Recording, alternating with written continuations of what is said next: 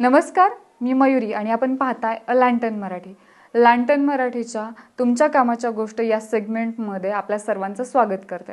आत्तापर्यंत आपण पाहिलेलं असेल की कॅपिटल गेन टॅक्स कसा लागू शकतो, कुठल्या जमिनीवर लागू शकतो किंवा अंतर किती आहे, या सगळ्या प्रश्नांची उत्तरं तुम्हाला नक्कीच मिळालेली असतील.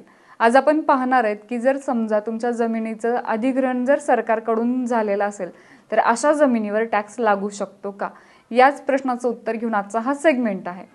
आता तुमची जर जमीन सरकारने अधिग्रहित केलेली असेल आणि तुम्हाला जर मोबदला मिळालेला असेल तर अशा परिस्थितीमध्ये तुम्हाला टॅक्स लागू शकतो का, तर अजिबात नाहीये.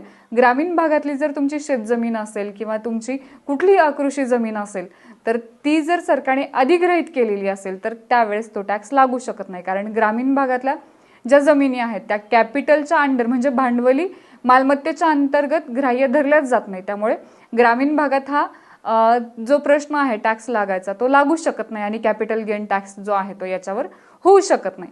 आता प्रश्न राहिला तो शहरी भागातल्या जमिनींचा.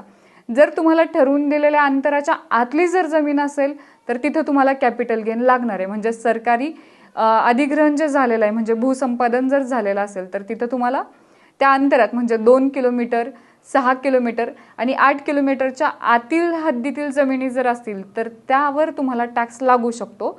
जर त्याच्या बाहेरच्या जमिनी असतील तर तिथे तुम्हाला टॅक्स लागू शकणार नाहीये.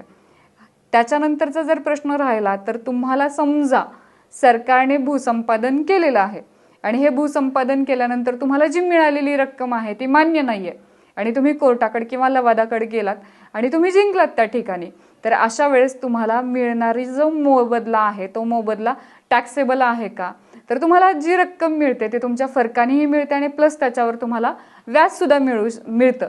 आता ह्या व्याजावर तुम्हाला टॅक्स भरायचा आहे का, तर नक्की हे जे तुम्हाला सरकारी अधिग्रहणातून तुम्हाला मान्य नसलेली जर रक्कम मिळाली म्हणजे मान्य नसताना तुम्हाला एखादी रक्कम तुम्ही कोर्टाकडे गेलात आणि तुम्ही तिथे जिंकलात मी मगाशी सांगितल्याप्रमाणे आणि तुम्हाला रक्कम जी मिळते ती व्याजासकट मिळते.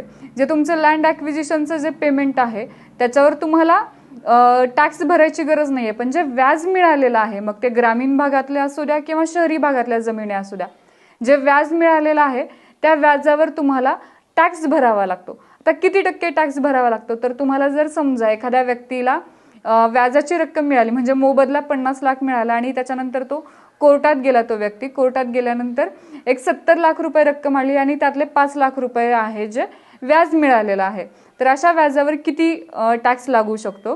तुम्हाला जर 5 लाख रुपये व्याज मिळालेलं असेल तर त्यातले 50% जे आहेत ते व्याजाची रक्कम माफ होते आणि राहिलेल्या 50% रक्कम जी आहे व्याज त्याच्यावर तुम्हाला टॅक्स लागू शकतो. आता हा टॅक्स कुठला लागू शकतो, कॅपिटल गेनचा टॅक्स लागू शकतो का, तर अजिबात नाहीये. तुम्हाला जो टॅक्स लागणार आहे तो इंडिव्हिज्युअल स्लॅबचा टॅक्स रेट जो आहे तो त्या ठिकाणी लागू होणार आहे.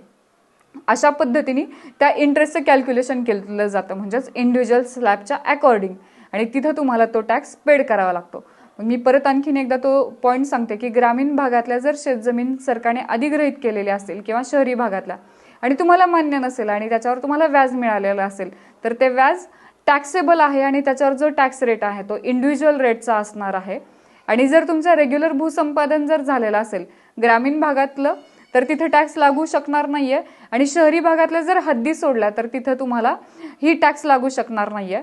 जर शहरी भागातल्या हद्दीत जर तुमच्या जमिनी असेल तर तिथं जो रेट आहे तो कॅपिटल गेनचाच तुम्हाला टॅक्सेबल असणार आहे.